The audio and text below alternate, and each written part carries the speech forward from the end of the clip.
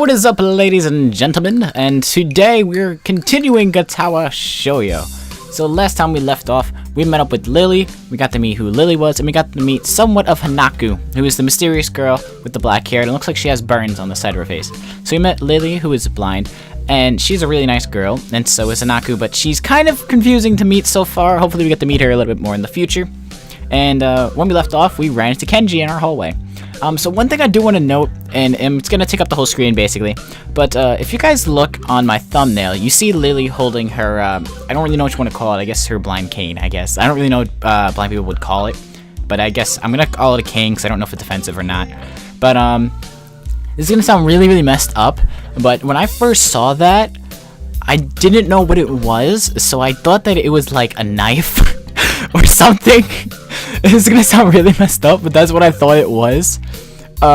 So Lilly, I apologize to you. I'm very sorry. Didn't know you were blind. I thought you had a knife, so I was kind of skeptical when I was gonna meet her, and then I realized that last episode at the end I was like, oh my god, I really thought that the thing was a knife. But anyway, guys, let's continue. Some Katawa Shoujo today. I almost forgot the name of the series. Let's continue it. I turn around to see who is talking to me. It's Kenji. He seems to be in a friendlier mood, although the light glinting off his glasses in the dark gives him a sinister look. It's just me. This makes him pause and lick his lips nervously. Who is me? I don't know anyone called me. Are you some new guy again? His voice is suddenly strained and quick. Yes, but we've met before. Yesterday. I don't think so. I remember someone who I met only yesterday. When was that? What day is it today? I try to ignore him. Is he joking or what? Prove that we've met before. You live across the hall. You're Kenji. That's bad funny. Kenji jumps back, his eyes filled with an uncomprehending fear. How do you know my name? Damn. This can only just mean one of two things. Either we have met and you are telling the truth, and I just can't remember it, or you're a spy. He pauses. A psychic spy. His eyes dart around me, trying to peek into my room, although it's hard to believe he can see anything through those thick glasses. His mood swung from friendly to maniac in less than a minute. I'm not psychic. How do I know that? I'm not a mind reader. Kenji points a finger in my face damningly. Unlike you! Stop that, man. We met yesterday. What's wrong with you? Live in this room. Lies! If you think you can pass as Hasao because I'm legally blind, you are sorely mistaken. You don't even look like him. I mean, the resemblance is real slim. Maybe at a distance, but who do you think you're kidding? I want to grab him by the shoulders and shake him. Exasperated, I rub my eyes and let out a heavy sigh. Stay here. Okay. Kenji comes closer, one careful step at a time. I stay still, lest he assault me psychically, although I doubt he could do much damage even if he did. Oh wait, I see it now. Damn, it really is you.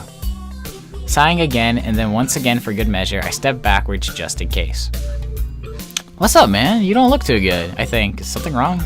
I don't know. Just had something stupid happen to me. A few stupid things, actually, even if you discount this one. I can't get a proper touch on other people here. I have no idea if it's because of me or because of them. I don't know why I'm telling this to Kenji. It's not like we've had any contact either. That's rough, dude. Yeah, I'm sorry about calling you a psychic spy and all, but you can never be too careful, so he is blind. Not, never mind. It's the hard reality we live in. I'm slowly starting to think that Kenji isn't necessarily living in the same reality as the rest of us. You see, this is how it is. This world. There is no justice. You see, even when I lose, I win, because I don't lose the lesson. What does that even mean? Doesn't matter. He dismisses it flatly with a wave of his hand. So what happened? Why the long face? Do you have a long face? It's nothing. I just scared some girl off accidentally, literally too. She actually ran away from me. It was my fault, really, I think. I'm not really used to all this yet. A girl? A cute one? Cute? That's a hard question. She had a nice body and really beautiful hair, but the face... I guess they go anyway. Yeah, she was cute. Yeah, cute, I guess. I knew it. There are a lot of cute girls here. A strangely disproportionate amount. I believe this is one of the dark secrets of this school. I tried to warn you, man, but you didn't listen. I don't remember any such warning. Dark secrets?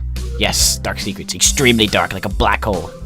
Have you noticed that the number of girls in this school is slightly but significantly higher than the boys? It's like 60 to 40. He turns his head to the left and stares off into the distance of nothing. Why is it like this? I mean, to the untrained eye, it doesn't appear to be that bad. But that is a full 20%.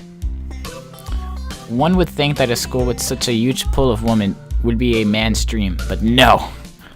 What I am about to tell you could blow your mind. Are you ready? I don't know where this is going, but I think I won't be missing much by cutting out now.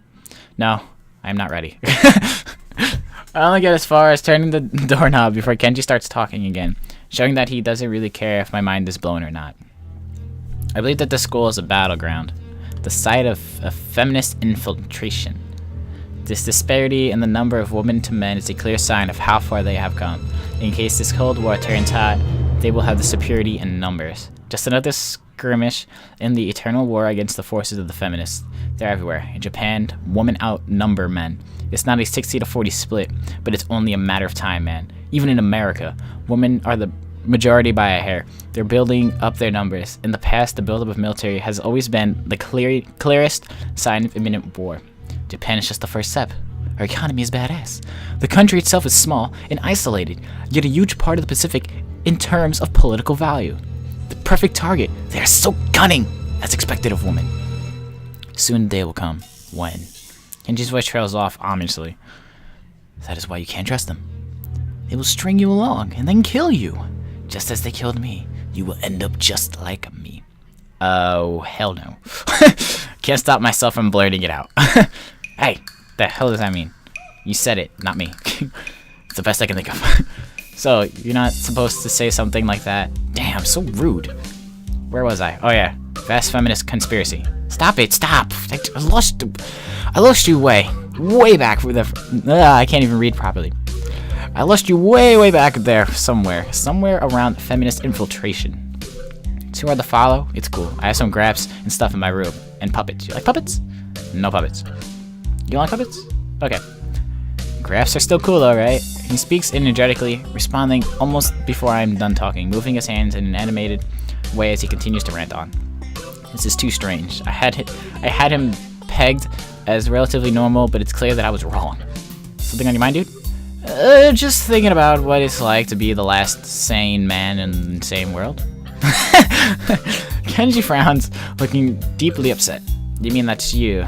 That can't be, because I'm the last sane man in the same world. That is my dream, and you can't just steal a man's dream. What the hell? There can't be two last insane men. It would invalidate the whole last part, and that part is kind of important. There can only be one. Like in that foreign movie where there can only be one, and in the end there is only one dude left because that was the point. I've never seen anyone talk so heatedly and defensively about absolutely nothing before.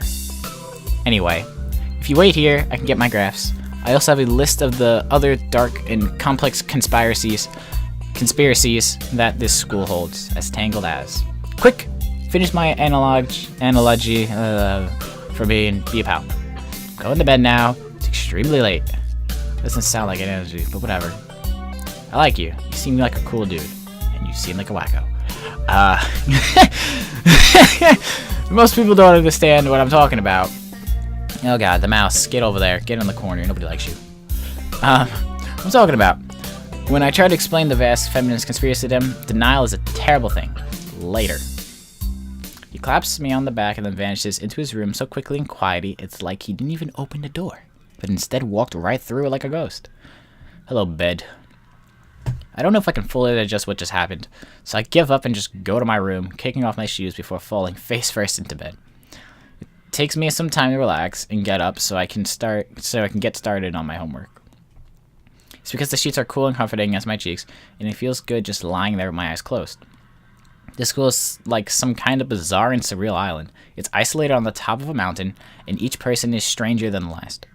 I just can't seem to fit it. What irony. One would think that fitting in a place that's made for people who are unfit for anywhere else would be easy. Maybe I'm trying too hard. Although I say that, it doesn't help take the edge off, and the words are left echoing off my empty walls. I guess it's not as bad as I expected, though. This place really is more a school and less a hospital pretending it's a school than I thought it would be. If nothing else, the scenery is beautiful. I open one eye, seeing the school books and bottles of pills arranged side by side on my desktop. Maybe this place is too much like a normal school after all. Wow! Wow! Wow! Get pumped! Get pumped! Get pumped! Get pumped! Get pumped! Oh, got it. I feel very tired this morning, probably because yesterday itself was a very tiring day. On top of that, I woke up far earlier than necessary. Sorry. After saying hi to Shizune, I think that's how you say it. Okay, I might have learned Japanese today. Let's just high five each other. There we go. Fix my mic.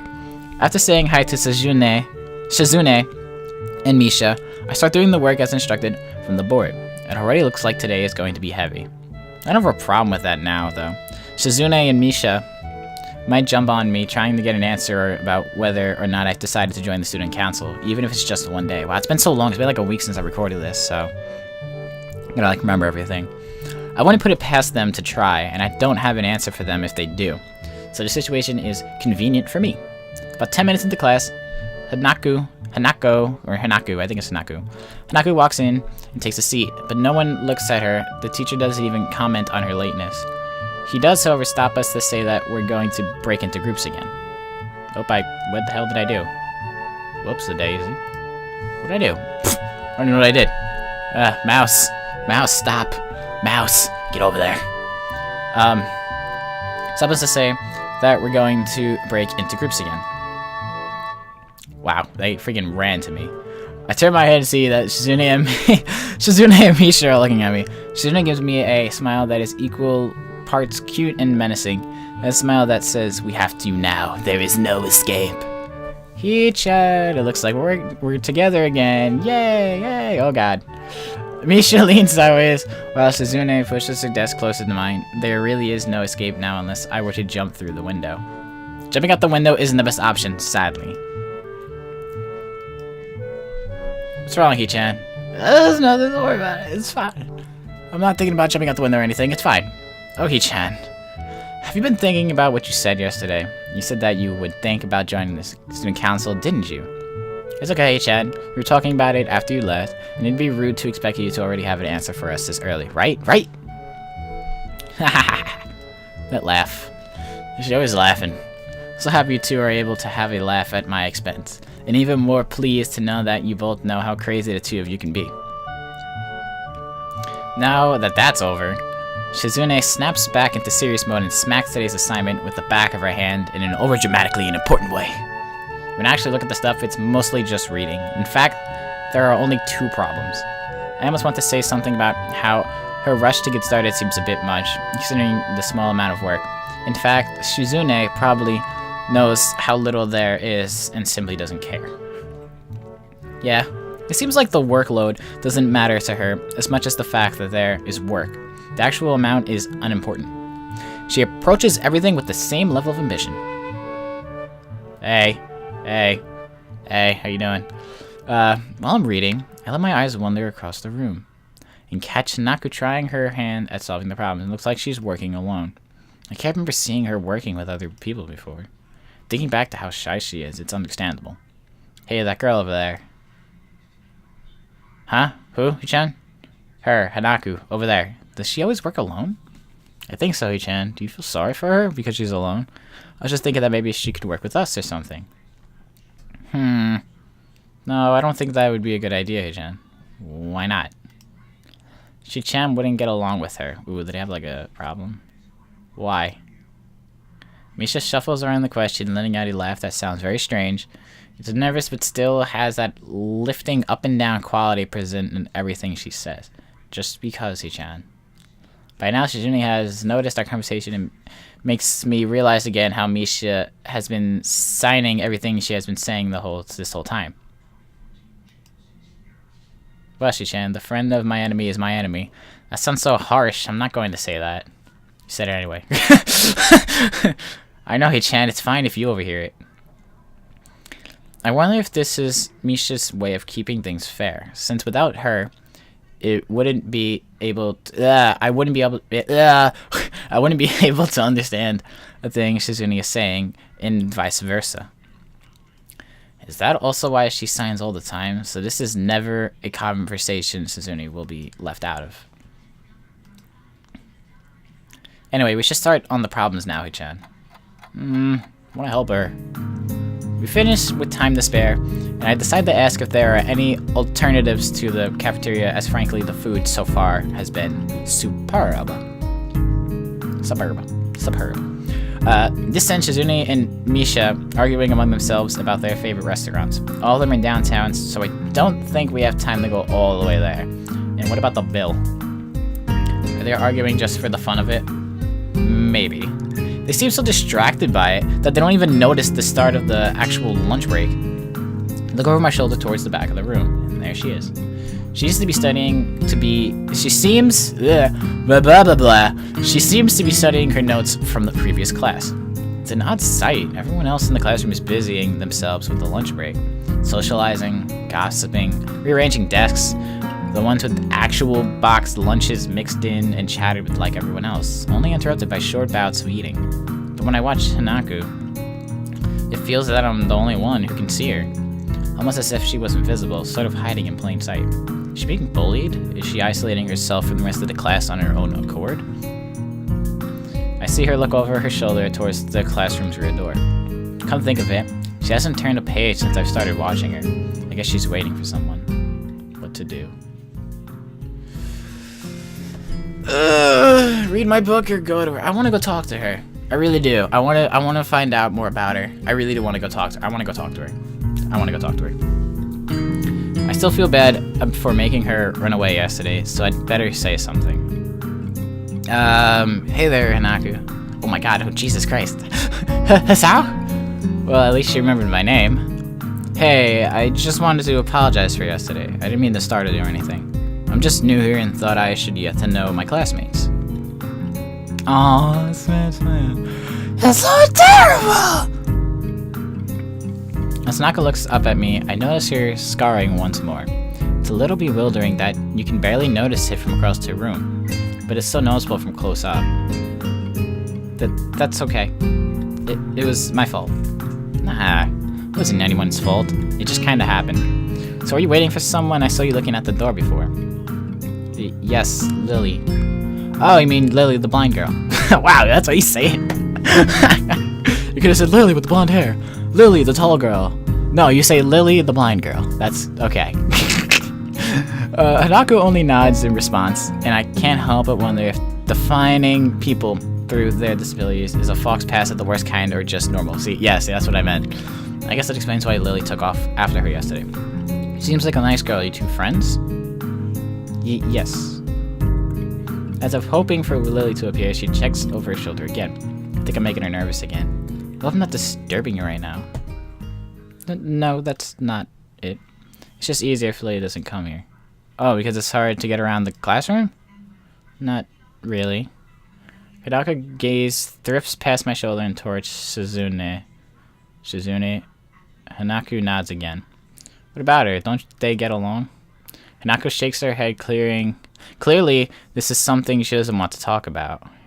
It does make a strange sort of sense, Shizune and Lily not getting along so well. Communication between the two would be all but impossible. It's hard enough talking to Shizune through Misha, even when you can see whose hands are talking. Hanako is so focused on Shizune that I am the first to notice Lily at the door. Oh, she's here now. Hanako spins around to confirm this. Upon seeing Lily, she moves quickly to the door.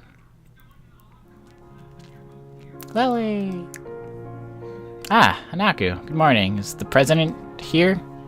Yes. Hanako glances over her shoulder at Shizune again, as if to confirm she can't hear them, even though that's impossible. Suppose we best be off then. Lily's sign and tone of what seems like frustration makes me raise an eyebrow. I guess there's some kind of immunity between the two. It's intruding, but that's not really something I'd ask about. I'm not sure if they want me to know, than they would tell me. It's only my 3rd day here. I should be trying to make friends, not finding out why people are enemies. Still, it's a little funny to find out that this school has little feuds, just like my old high school. Even if people are more tolerant of others, they're still going to get on each other's nerves. Hey Lily, how are things? I'm sorry I made you run off yesterday. Oh my, is that Hisao? I didn't realize you were here. Oh yeah, blind, duh. It seems that Lily's a little embarrassed about being so frank in front of me. Sorry, Lily, I thought you realized. No, it's alright, Hanako. Hisao, please don't worry about yesterday. It was just a misunderstanding. If you say so. Still working this place out. Well then, I think you'll find most people here are a lot more forgiving than elsewhere. If you're feeling a little confused, please don't be afraid to ask questions. Sure, I'll remember that. Lily? Lily gives a small nod of acknowledgement. I'm sorry, Hisao, but we must be off. Hanako really doesn't look all that comfortable here right now, and Lily seems a little embarrassed. I wonder if my apologies really made any impact. Mind if I accompany you two? I know I'm kind of pushing it, but Lily, quietly, is still smiling. I'm sure that we could accommodate you, can't we, Hanako? She looks at Lily, then at me, and then she freezes wide-eyed. Sure. Damn, she is really nervous. Well then, shall we go? Surely wouldn't do this so easily if she saw how scared Hanako looks, but it can't be helped. Declining after the deal is sealed would only cause confusion and problems. So we leave all three together. Lily walks beside the wall, letting her cane gently tap against it every now and then. Hanako comes along right beside her, so close that she is practically half-hugging her as they go. Although it must make her walking that much harder, Lily takes it in stride. As we turn around the corner of the hallway, something hits me in the chest with the force of a steam train. Hanako shrieks a little. My vision briefly goes black. Ouch. Hey. Opening my eyes, I see a pair of saucer-like green eyes looking up at me. Wow, she definitely has this ability. They belong to the perpetrator, a short girl who bumped into me and has now fallen down onto the hallway floor. She wears a PE, physical education, if anybody didn't know that, physical education uniform and a very worried frown. The former strikes me as a rather strange thing to have on during lunch break. More striking than that, though, is that she doesn't have legs. Or she does, but they are not flesh and bone. Her pale and very much flesh and bone thighs, ends and shins and feet made of some black metallic or plastic-like material. They look disturbingly artificial and unnatural. It almost makes me forget that my chest is hurting. The girl winces a little, rubs her nose, and jumps up. Oh man, hey, are you alright? I'm sorry about that, really. I wasn't looking where I was going, and you just kind of came out of nowhere. Sorry. She looks really apologetic, in the hurt puppy way of looking apologetic. Quickly forget about being angry or anything, since her puppies are my weak spot. It's okay. Don't worry about it. Ouch! Oh god, heart. I say that, and there's a stinging pain growing in my chest, and I know that this is about the biggest possible danger for my condition. Don't overexert yourself, don't forget your medication, and most of all, don't get hit in the chest. I try to rub my solar plexus to chase the pain away, holding my breath in an attempt to hear my heartbeat. Crap. Seems normal. Phew. Make my heart beat. Hey, should I get a nurse? Worried high-pitched. Oh, it's high-pitched? Oh, okay. I gotta... Give me a minute. Gotta work this out. Yeah, one second. Alright, I'm good. The worried, high-pitched voice of the girl snaps me out of it. I stare at her for a few seconds, dumbfounded. Until I realized that I probably looked worse off than I really was. Stumbled over myself and looked all tense. Damn, I'm overly worried about my heart. No need, I'm fine. Managing to say something in response, I pull myself upright, feeling my sore ribs one last time and take a deep breath. She just knocked the wind out of me, big time, but it's nothing more than that. You sure you're okay? I Bridget. I can't do that, forget that, I'm sorry. You sure you're okay? I hit you pretty hard. It's okay. I said I was fine. Nothing's broken, no harm done. That's good. Is that what happened? She's not quite up to speed for obvious reasons, but she sounded very worried, more than what the situation deserves really. Someone just bumped into me, nothing serious, just winded. Sorry, it's my fault. I was just going to get some stuff and I was in a kind of a hurry. That someone here is Ime, isn't it? The little girl coughs quietly and shuffles her plastic or metal feet, looking down at them before saying anything. Hi Lily, Hanako. Oh, okay, she didn't actually know them. I guess the girls know each other. Do please try to be more careful. You might be sturdy enough to endure these sorts of accidents, but there are people who aren't. The girl blushes and starts to fidget nervously like a little child, causing misbehaving. It's so cute I find myself smiling. I know that I was just, I gotta go. Teacher will have my head. I promised to keep with printouts, but I went running instead. Sorry, but I've gotta change in everything. Before any of us could say anything, Imi has already bolted away, leaving the hallway eerily quietly. Does that kind of thing happen often around here? There are more rules in Yumaku than usual for running in corridors. But that rarely stops Imi, I guess. It seems. I need to get some water, but I can't. She shakes her head weakly and offers a slight, composed smile. I don't think there's anything we can do to stop her. I'm afraid. Shall we be off then? And we out.